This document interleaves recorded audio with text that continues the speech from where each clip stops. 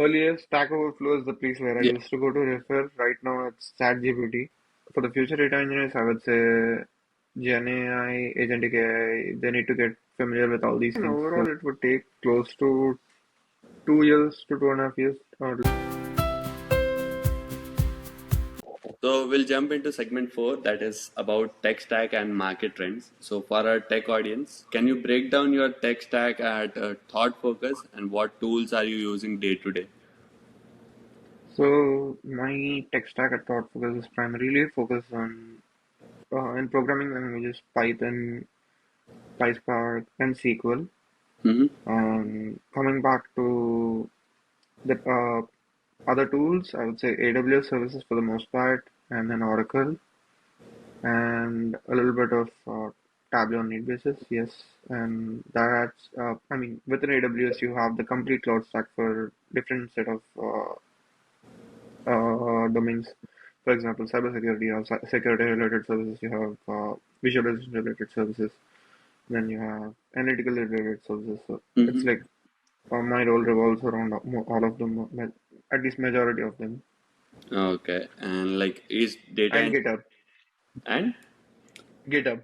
oh, next. And like is data engineering still booming in 2025? I would say it evolved, Evolve. so it's still not the same. But the reason being, previously software engineers used to do almost everything and anything related to a specific role. Now I think it just transition into data engineers, because right now data engineers are working on majority of the, not just the traditional data engineering roles as in ETL tools, but they're working above and beyond all that. So that is one thing I would say. And Mm-hmm. then also they were working, let's just say that is one thing. And then with all the AI booming, I think it is going to be an integral part of the future of data engineering. So for the future data engineers, I would say GenAI, Agentic AI, they need to get familiar with all these things soon, because they're evolving really rapidly. Yeah, makes sense. So would you recommend international students to learn Spark or switch to LLM tools? Depends on what they want to do, I would say, because both of them, they're not going to disappear overnight, because Mm-hmm. because without data, any Gen AI or any AI, because it will reach a saturation point even for the training data, Yeah. and there should be people to train the data. Yeah. So yeah, I mean So to build the training data. Sorry. do you think like people with skills of AI along with data engineer can grow a lot more faster? Now, it doesn't just apply to data engineers; it applies to almost every role for you. Because I mean, just imagine 1970s when computers were not there. So people didn't use, if you don't use the computers, like you will still be able to get the job done. But people using computers will be able to do the job much quicker and faster. So now just replace computers with Gen AI and replace the year with 2025. So I think that's what is going to happen. So like do you work building in real time pipelines now or you are using ML or NLP in your day to day life? So I would say like I wouldn't get into the details a lot, Yeah, but it's a mix of both. it's a mix of both. Yeah. So do you think ChatGPT has become an integral part of everyone's life now? Yes. The reason why is because earlier, Stack Overflow is the place where I Yeah. used to go to refer. Right now, it's ChatGPT, and but there's a trick there. Like I just have to validate everything after it throws an output, because I can't just use it. Yeah. So that's the only drawback with ChatGPT. Hmm. It takes more of a validation time and reviewing time rather than understanding. Because once you have your foundations fixed, if you're going through the whatever response it is throwing to you, you will be in a position to fix those things. Yeah. I mean, or understand the things basically. Whatever it is saying, you'll be able to, I mean, there's a little bit of intelligence and smartness you have to use there to understand whether what it is saying is accurate or not. Yeah. Then Not every response from ChatGPT is golden. Yeah. So when was the last time you went to Google instead of ChatGPT? No, I use both of them because like it's like uh, every time I use ChatGPT, I do use Google Mm-hmm. because it's like whatever ChatGPT throws out, I'll have to validate it even before trying it out. Mm-hmm. Because what ChatGPT specializes is that like it will uh, it has a lot of knowledge and trained data in which it is expert on, but I can't rely on it because I don't know if it is hallucinating at that point. Yeah. So for that reason, I'll have to go back to the facts and check my details correctly. Because if it is saying like 5 to 10 points, which are like uh, if I have to say like there are 5 to 10 points which are like completely new to me from a specific chat, in Mm-hmm. that case, I will have to read about those 5 to 10 points Yeah. first. Is the ChatGPT giving me a response that is valid, true to the fact, or Mm-hmm. not? And then you take a decision based on that Yeah. So because it's more like it has the building blocks like Legos. Now it's up to you to construct the whole blocks thing. are fitting in. Yeah. Yeah, it's a text generation model. It predicts the next word. We don't know whether it makes sense or not. Yep. So let's move on to the next segment, that is loans and financial reality. Now let's talk about rupees and dollars. So with your current salary and lifestyle, how many years do you realistically think that it will take to repay your education loan? I think overall it would take close to 2 years to 2.5 years, or like depends on how your current lifestyle is and what you're trying to do. Mm-hmm. So, I mean, most of my relatives are married. Like they often recommend me to hold at least 3 months of salary savings just to make sure, like in the worst case, because there was one incident like recently in one of the cricketing events, like my thumb got injured and I had to pay like a $3,000 bill, Yeah, like even with insurance. yeah, So or let's just say in most companies, like when people are laid off, as a backup reserve, you need some parts, or maybe you met with a car accident, or maybe these are all just like unexpected situations where you need to be prepared for. So that yeah. is what I would say. But it would take around like 2 to 2.5 years is what I would say. Ideally, it will take to 2 to 2.5 years. Yeah, Yeah, makes sense. that's again varies based on like how much you're earning and then how much you're spending and all those factors. And where you are living as well. So, Yes, so what are your biggest monthly expenses as a student?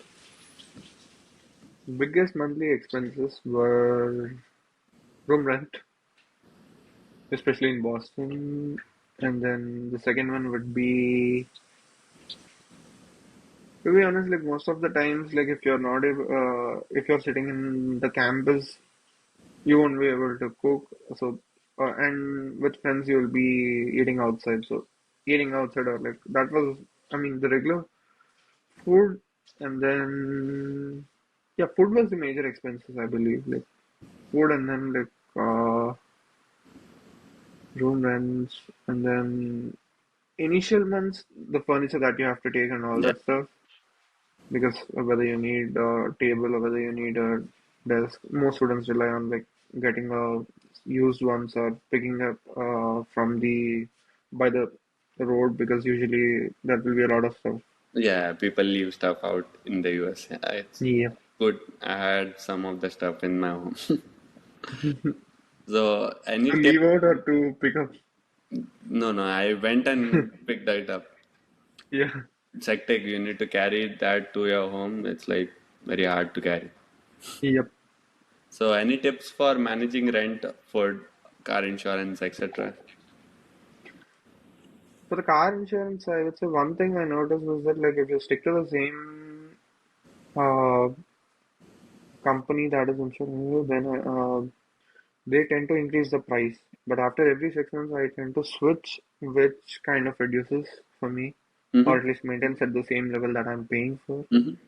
It has a drawback too, because if you're sticking with the same vendor for like 5 years, Mm-hmm. in that case, your first accident, whatever it was, it wouldn't be reported, if I'm not wrong, to the, I mean, it wouldn't go on file. Hmm. Make, At least that's what I heard though. Geico does that, yeah, makes sense. so that is one place. Yep. And like, would you say the ROI of studying in the US is still worth it? Yes and no, because uh, there would be a follow-up probably on this. Mm-hmm.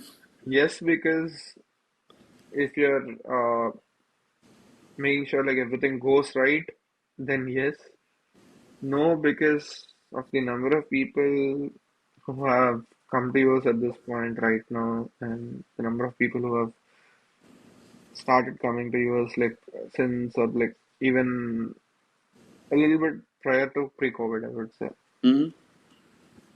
So that And like, has increased a lot though. mm-hmm. So is studying in the US still worth it? So I'll give you a yes and no answer for this. The Mm-hmm. reason being, if we have to compare like how a chain of events have been happening earlier, I think we were discussing some time back about like how engineering used to be and how right now masters is. Yeah. So right now masters is reaching a saturation point where like people are doing masters Then they are deciding because what to do. yeah. And I mean, again, engineering as well, like we used to have a little bit of clarity, at least like, okay, we did MPC now, we wanted to do engineering So and after get into four some, years, we used to decide what is best for us.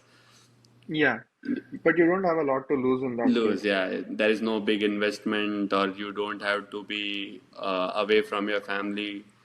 There are a lot of stuff, yeah. And visa status and all that stuff. But right now, when you invest like maybe 30 lakhs or 40 lakhs for 2 years staying here, and then with the current job market, I mean, it's like if you do masters with the intent and knowing that you want to do something, Achieve. yes, it makes sense. But doing masters because since we didn't want to do anything back there, that's a different case altogether. So that's the reason. But if you see, majority of the students are like, when you talk with them, you do realize that like they came to masters because of the other XYZ reasons Yeah, I've than heard a lot of news. why. Like my friend is here, and because of Yeah, that, coming here. So that's totally useless, according to me.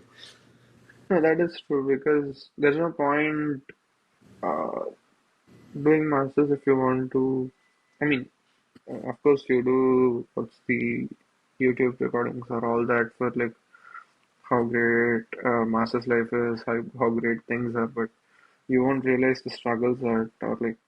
Because I mean, just taking a Monday to Friday, you tell me like how much time you'll be having, how much free time you would be having, because you would have to make your own meals, you would have to take care of yourself, you would have to travel to work, come back, and then That's like, again you wouldn't have a lot of time though. yeah, makes sense. So that's one thing I would say. So to answer your question, uh, it's yes for a certain segment, no for majority of the segment. So it's like after the COVID stopped, there are a lot of people who are coming here just for the sake Yeah. of coming, and it's like there are a lot of unemployed youth that is present in the US as of now because the visa restrictions are getting like more stricter, and only people who are here for achieving something, they are getting jobs.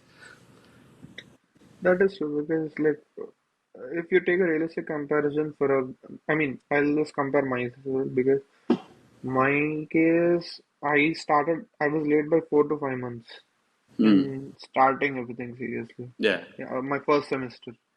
Now that has put me in a I mean, for the remainder of my masters, like I was put in a backseat, like in the term when competing with the others who started like 2 years prior to that, Mm-hmm. who were serious from 2 years prior to that. Now, later, if you're considering, uh, right now, if you see majority of the people, they start like 3 months or like 6 months before they get their OPT. Mm-hmm. Now they're competing against people who have started from like 2 years or like at the time when their masters was when they began their masters. Masters, yeah. So obviously, the person who started like way before will have more time and they would have prepared more Mm-hmm. when compared to the student who just started. So that's where like the preparation or like their overall application strategy and how they want to target things. Because whatever research these people do in the last 2 to 3 months, the other people they might have done it like way earlier, Yeah. which would give them a very good head start. Yeah. So, So that's one thing though. yeah. Do you think luck plays a very good big factor in searching for a job? Yes, definitely. So, how would you explain that? Mm, so let's just say, mm, okay, I think I can give this example though. Mm-hmm. So there was one internship position where like three of my friends and I mean two of my friends and myself, all of us gave the internship interview, Mm-hmm. and they kind of like sent out like, okay, you give us the referrals. So I mean, initially before enrolling, they wanted to know more about our referrals. So I was thinking, okay, I didn't know, and what I did was I was like, foolish, and I sent them 5 to 6 resumes. Oh, okay. So later, I realized no, they weren't asking for the reference for that position to be filled, but rather like people whom I worked with in the past. Okay. They wanted to know So that. yeah, so then like I gave few references from my past, and then my professor like who under whom I was doing TA. Mm-hmm. So they by the time they referred like one of my friends other referrals, they completed the whole process. Oh, they got in. Yeah, they got in and we got that. So it's like you never know. So those kind of things. Yeah. Although I didn't know that, but even though I could have given genuine referrals in my case, but the back and forth and then the response Yeah. time from the others. Yeah, so those kind of things, and then like let's just say you are applying for the same job, but yeah, and your friend is applying for the same job, but end of the day, one of you gets picked. Like although both of your skills, resume, I mean, considering all the variables are really good, but it just plays. I mean, I wouldn't say it's like a luck to be 100% because, as I said earlier, like you might be a different mindset, and the company is looking for a totally different mindset. Yeah. So it's just that like you guys don't align. Yeah. Makes sense. Finding that right fit takes a lot of time though. Yeah. So let's jump into the next segment, that is life in India versus life in US. So you have lived and worked in both India and the US now. So what's the biggest cultural shock when someone moves here? Mm. So one thing that has been common for me in both my work environments, like I was fortunate to get like really good mentors, Mm-hmm. work mentors, and then like my previous mentors, they're still in touch with me. They guide me like in things what I have to do and stuff. Mm-hmm. And then uh, that is one thing. But differences and cultural shocks. One thing you would observe is like back in India, you would have to. I mean, the work or like I skipped this, please. Sir. Uh, So yeah, sir, ಈ segment only. Next uh, segment help us. Hmm. The last segment, final advice for the aspiring students, is if someone is listening to this podcast from India and thinking of coming to the US for their masters, what would you say? I would ask them like to work for like maybe 1 to 2 years, get a feel of the industry which they're trying to work in. Because let's just say, I mean, they need to understand few things even before they start their entire career. And second thing would be the communication, I would say, because they have to improve their communication. Like, Yeah. it's not just like how good you talk in English, but how well you're able to communicate to the other person. Mm-hmm. And not just like the fluency of it, but whatever trouble you're having, you should be able to communicate freely at the right time and at the right moment, because delays of that could actually uh, pose you as a lazy person or maybe aggressive person. Not proactive person.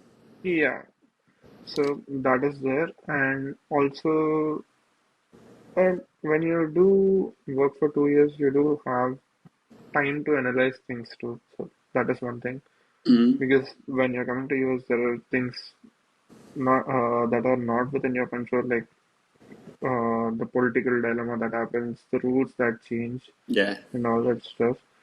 So I would say entering into US at the time after a presidency has been done, and you know for certain, okay, the next 4 years, this is what it's going to look like. I think Mm-hmm. that would be the best phase for them to enter probably, and they could also do some mini projects even before they come over here, which would give them a much more head start Mm-hmm. and start posting on GitHub. I mean, here, like again, you would have to build your own network. So, although how much of people are there to help you, it's who have to walk. You have to start posting on LinkedIn about your mini projects, about whatever you're trying to do. Yeah. You have to build your own network. Yeah. So Makes that sense. is one thing which I would recommend. And would you recommend to build a resume before coming here?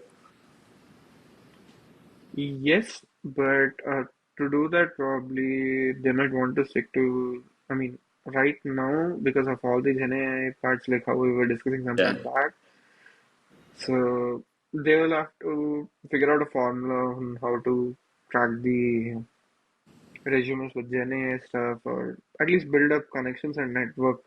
I would say maybe building a network would work better because I used to play some board games back in Boston. So at that time, I met one of the senior directors of one data science firm. So Mm-hmm. I asked him like, "This is my resume. Does it look good?" He said, "Yeah, Mm-hmm. everything looks perfect. Like, I would pick this resume any day." I was like, "But I did apply for your company. Why wasn't my resume gone through?" So I was like, "Oh, I didn't know that." Like, I mean, usually HRs, they say that like there's a black box, especially when the ATS filters the resume Mm-hmm. and throws it to the HR. We never know like how that ATS internally works because Okay. there are like a lot of ATS companies. But again, that was back then. Right now, with all the AI tools, it's just AI versus AI with a human in the loop. Hmm. So I would say build your network because one thing you know for certain is resumes work, but referrals work much better. Yeah. It's why it's like network is better than your net worth. Yeah, yeah. In a way, yes. Yeah. So, top three skills you would recommend for students should focus on in 2025. One thing I would say would be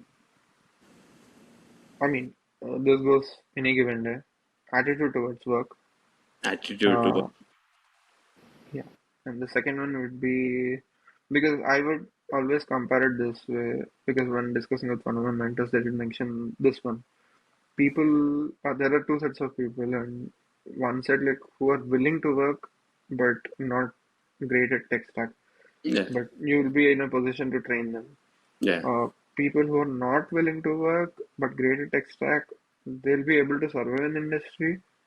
But there will be another third set of people like who are not great at attitude, may or may not have the tech stack.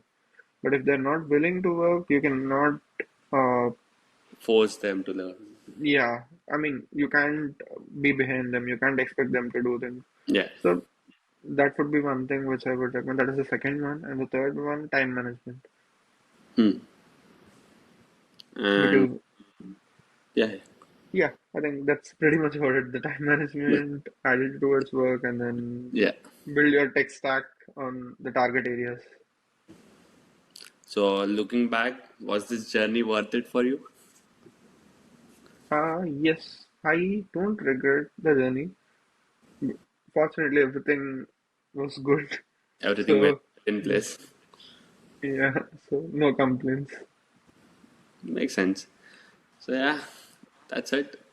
Harsha, bro, thank you so much. This was not just a podcast; it was like a mini masterclass and an emotional Yes, reminder of how far we have all come.